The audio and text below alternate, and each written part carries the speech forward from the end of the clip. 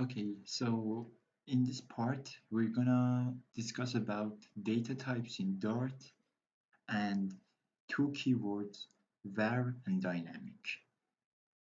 Data types in Dart are a bit different with data types in other programming languages, such as Java or C# or C++. In Java, for example, we have primitive and non-primitive data types. Data types such as int, double, long, and boolean are primitive, meaning that you cannot perform methods on them. But data types like string, map, set, and arrays are non-primitive, meaning that you can behave them as objects. In Dart, we don't have anything like primitive data types, so every data type in Dart is non-primitive, and we can say all of them are instances of objects. In fact, in Dart, everything is an object, even functions, and we will discuss about that later. As everything in Dart is an object, you can do many things that you couldn't do in some other programming languages. For example, you can perform methods on values before attaching them to a variable. Let's see an example and make this clear. Let's say we want to see if a given number is odd or even. To do this, we can declare a variable with type of int, and I'm gonna name it to my number, and then assign our number to it. In this case, I assign the number 15 to it. Okay, now the only thing we need to do is to invoke the isOdd method from the variable. So we print the my number that is odd, and we print my number that is even. Okay, so let's run this and see what's. Okay, so you see number 15 is odd, so we gave it true, and then when we print the my number that is even, we give false. Okay, so we can do this more quickly and more clear. As I said before, everything in Dart is object, so we can simply overwrite this piece of code by writing our number and the dot to access the methods. Okay, so now let's see what I mean. We can simply write 15 dot is odd and say print 15 that is even. So let's run this again and see what's happened.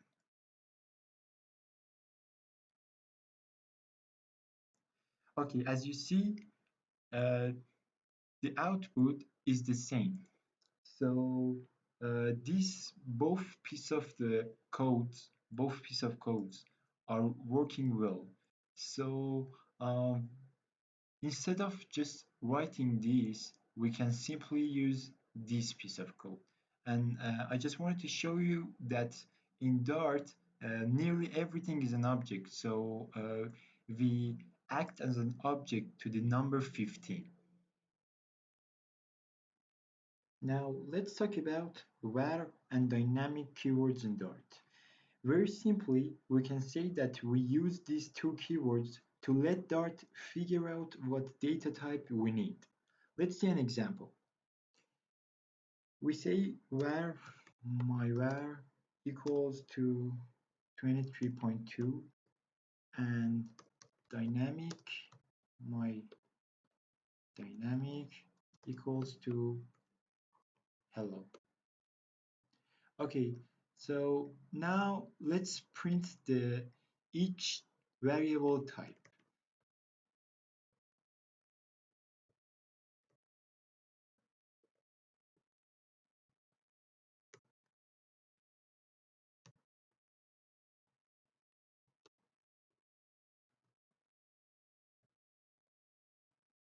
So let's run this.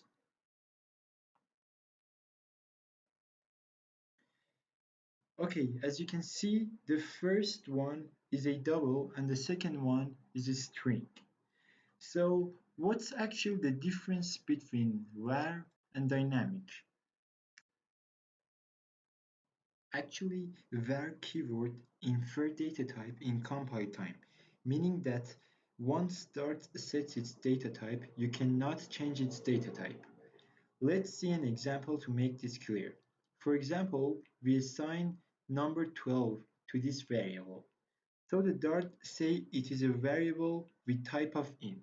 As you can see in console, we print the myvar.runtime and we get int.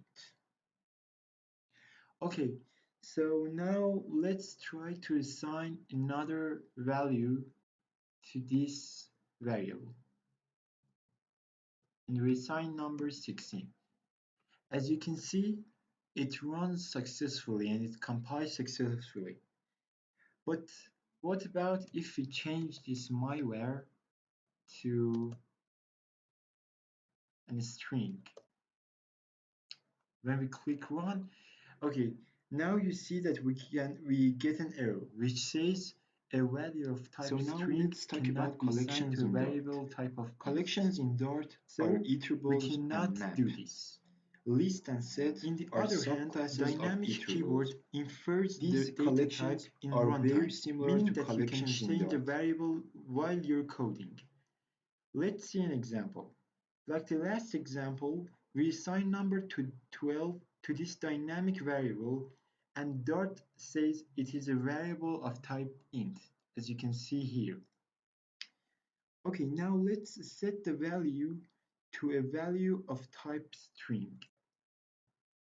Okay, we change the my dynamic to a string.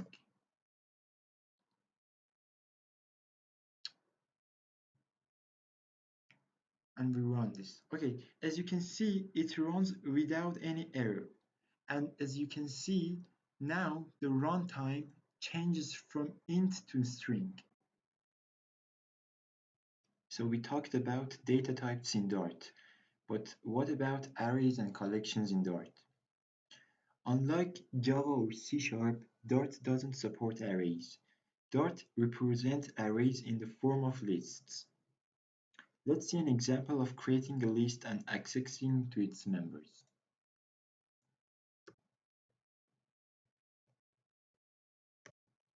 We say we want a list of ints and we're gonna name it to my list. And we can initialize that with brackets.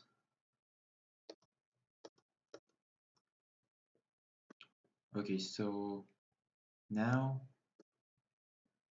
let's access to its members.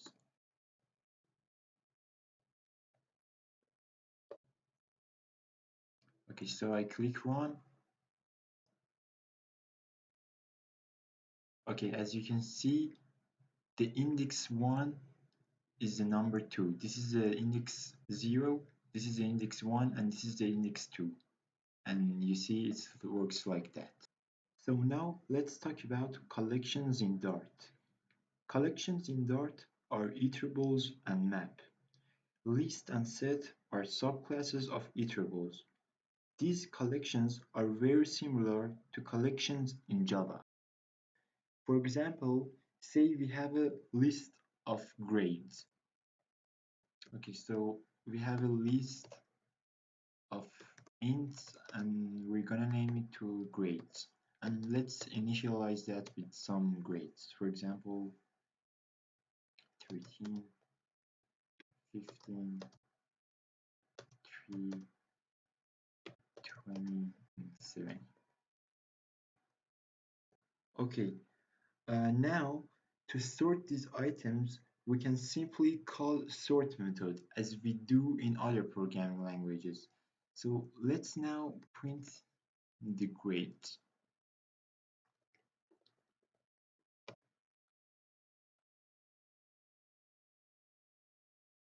Okay, as you can see, it prints like the way we initialize that.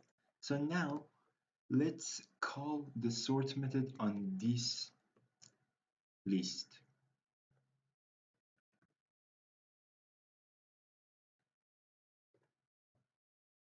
And now then print the grades again.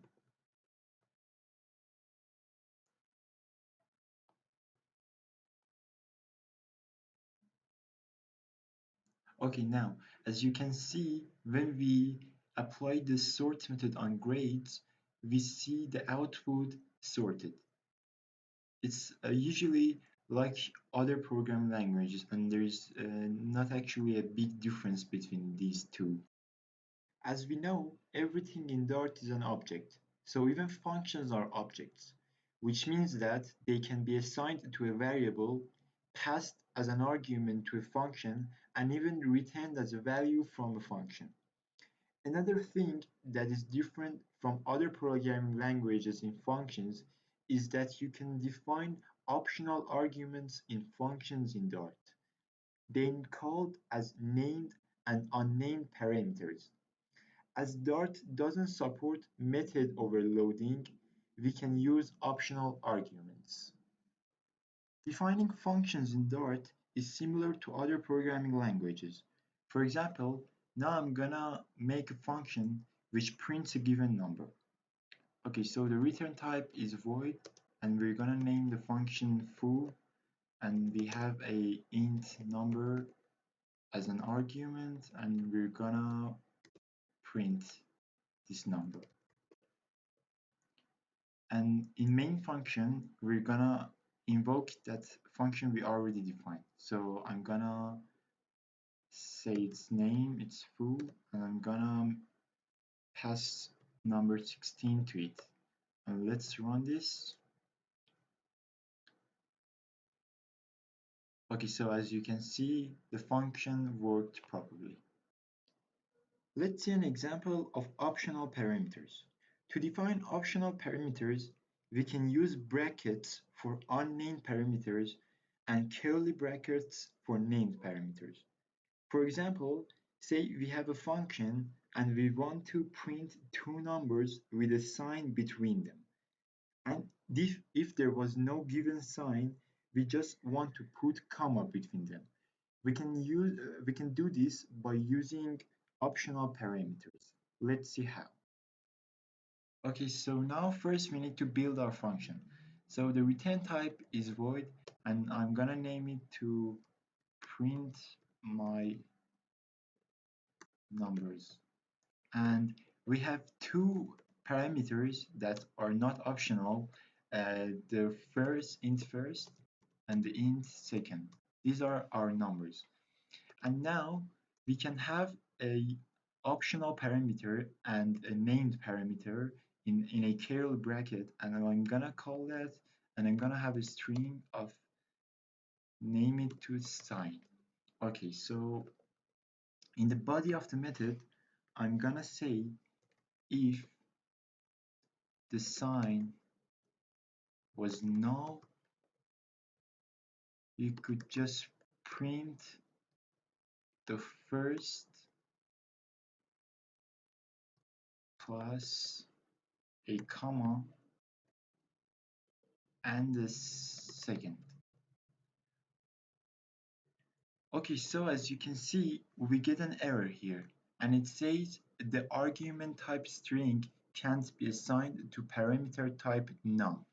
So this is because we are doing these plus signs with a number and a string. To solve this problem, we can say that we want the string of these numbers, and we can call the toString method. So as you can see, the problem is gone. Okay, so now let's first test this function.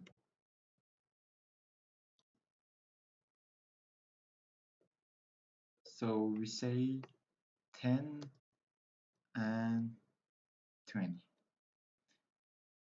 Now let's run this. Okay, as you can see, it works.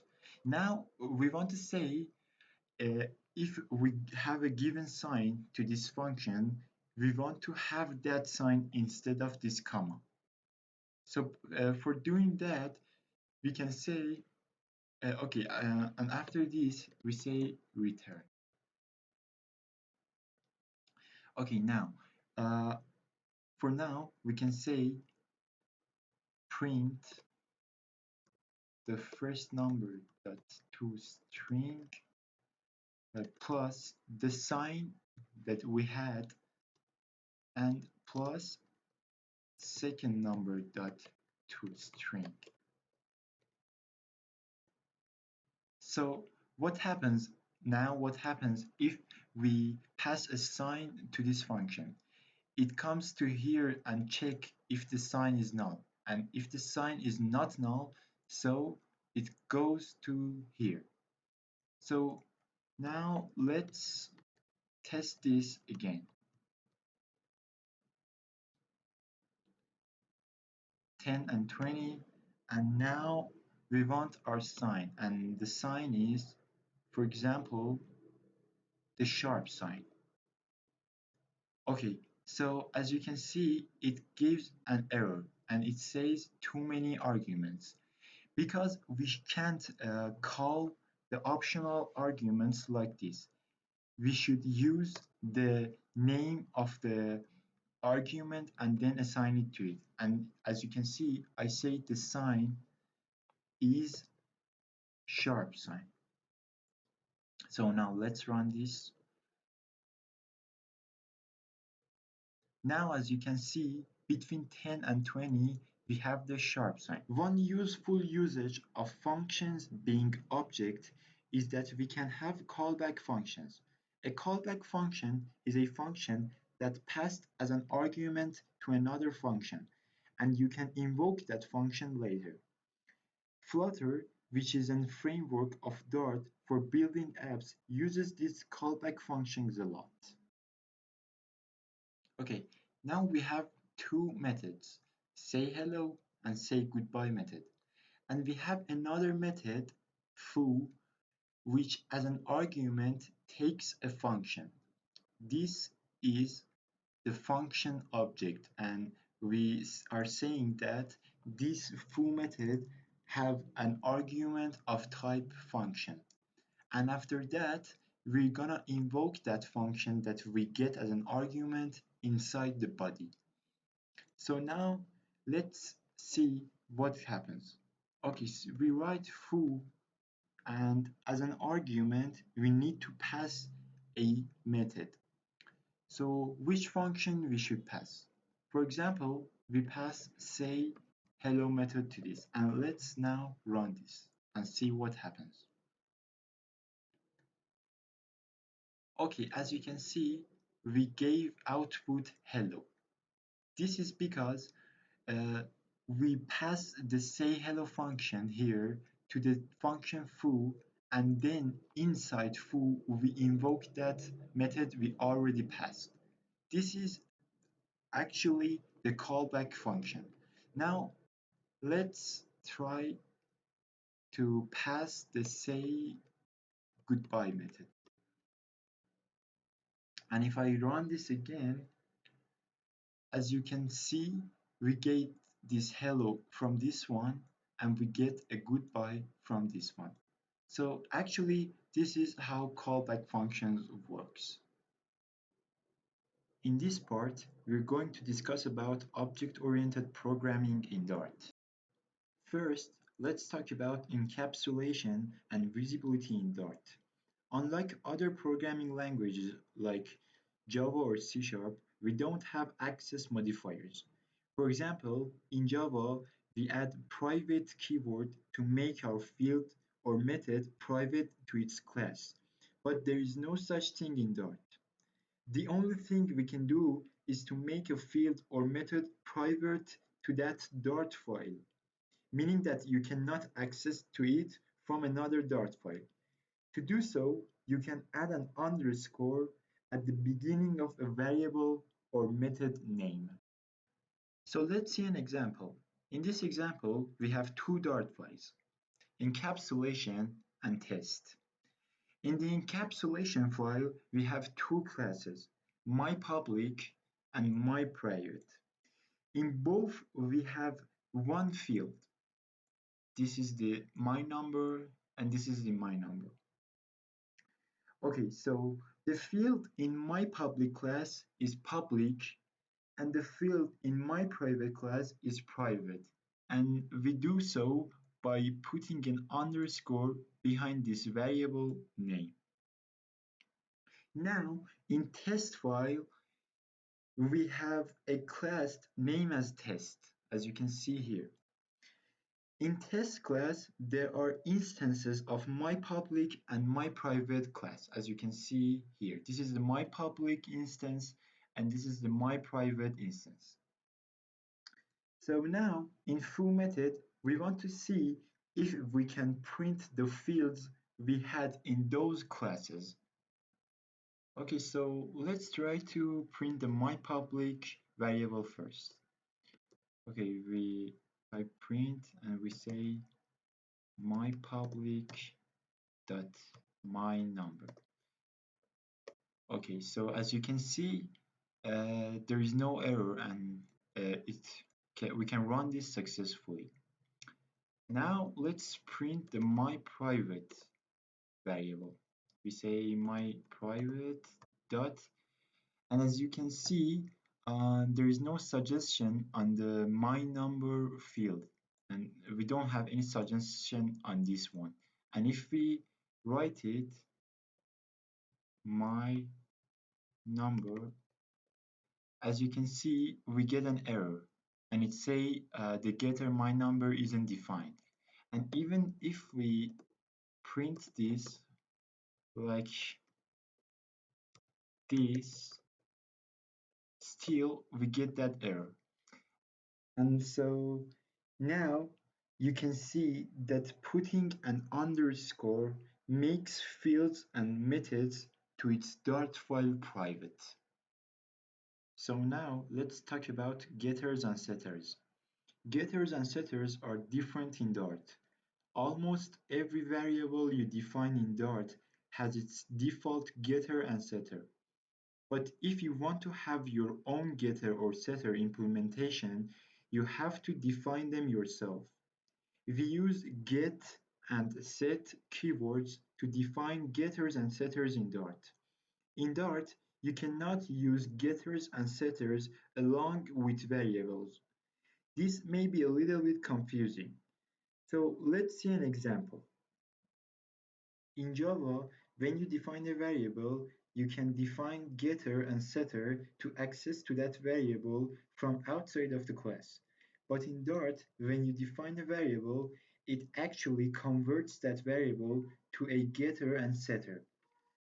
So when you have something like this in this test class, int age, it is actually equal to this. So this is why when we have a variable and then we try to define getter and setter for that variable in Dart, we get error. Okay, so let's see an example for all the points we discussed about earlier. Okay, so let's say we have a student class with name and age fields. Okay, so to access to its members, we need to create instances of this student class. We create two instances, S1 and S2. We set the S1 age to 19 and S1.name to Jack. And then we print them. So actually, as you see, when I run this, it runs without any error and everything works normally. So what about if I have the S2 age equals to minus 15 and S2 dot name to Mike. Okay, as you can see, if I run this, we don't get any errors. But in the real world, we don't have negative numbers as age. So what should we do now? Actually, in this case, we need to define our getter. So now let's define our getter. Okay, so now as you can see, I defined my own getter and setter. First, this is the getter, and I called it stu underline age, and it actually returns the age. It doesn't do anything special. But in this setter, uh, this is the stu age, and this is the setter. We take age as an argument, and we check that age. And if that age was less than 0, we say print wrong input. And else, it means that if it was equal or greater than 0, the age, this age, will be equal to the uh, age that we had as an argument. So now let's see what I changed in the main code. Okay, so as you can see in here, this one, I didn't write s1.age. Now I write s1.stu underline age because I want to use this setter. Now, as you can see, in this one, as I place s2.stu underline age to minus 15. Now let's run this and see what happens. Okay, now as you can see, the age is 19, the name is Jack, this is for S1 and everything works normal, but we get wrong input here. Why? Because here in this line, it tries to put the number minus 15 to the age of the student. But actually, we have that if to check that. And it says it is in the wrong input because it's less than 0. So it doesn't do anything. And as you can see, the age here became null. So this was the example to show you how to define your own getter and setter. So now let's talk about constructors. Constructors in Dart are so much similar to Java and C#, but there are some differences. First, we don't have constructor overloading in Dart. Instead, we have named constructors. In this example, we have a class named student with 3 fields: name, age, and ID. Okay, so we already have a constructor here that receives an ID and sets that ID to our object. Now we want to define another constructor for ourselves to set the name of the student. Okay, so to do this, we need to use named constructors. To do that, we type the class name and a dot and then the name of our constructor. For example, I'm gonna name it to a student name. And then as argument, we get a string name and we say this dot name equals to name. Okay, so for calling this constructor, it's easy. We need to just say the name. Okay, so we say we have a student s1 equals to new student dot stu name, and we're gonna say Jack. And if we print that s1 dot name, let's run this. Okay, so as you can see, the output is the Jack. Like functions, we can have optional named or unnamed parameters in constructors. In Dart, using this new keyword for creating objects is optional. As you can see, if I delete this and run this code again, you see that the code works properly. Interface concept in Dart is similar to other programming languages, but in syntax there are some differences. Actually in Dart we don't have interface keyword. In fact, every class in Dart can behave as an interface. You can implement a class and after that you should override all instance fields and methods of that class. Okay, so what about inheritance? Actually, inheritance in Dart is very similar to inheritance to other programming languages. Now, let's see an example of interface and inheritance together. In this example, we have animal class and a soundmaker class which we want to behave as an interface. Also, we have a dog and a cat class which extends animal and implements soundmaker classes. Okay, so this SoundMaker class has a method called makeNoise. But makeNoise in dog is different to makeNoise in cat. So we override this method and define our implementation for each one of them. Okay, so in main, as you can see, we create instance of cat and a instance of dog. And then we use the parent class to set their color. And I set the color dog to brown and I set the color of the cat to white. And then I print their color to, let's see what happens. If I run this, as you can see, the my cat color is white and the my dog color is brown. Okay, so this is all I wanted to talk about. If you have any question, you can ask me in the comment section below.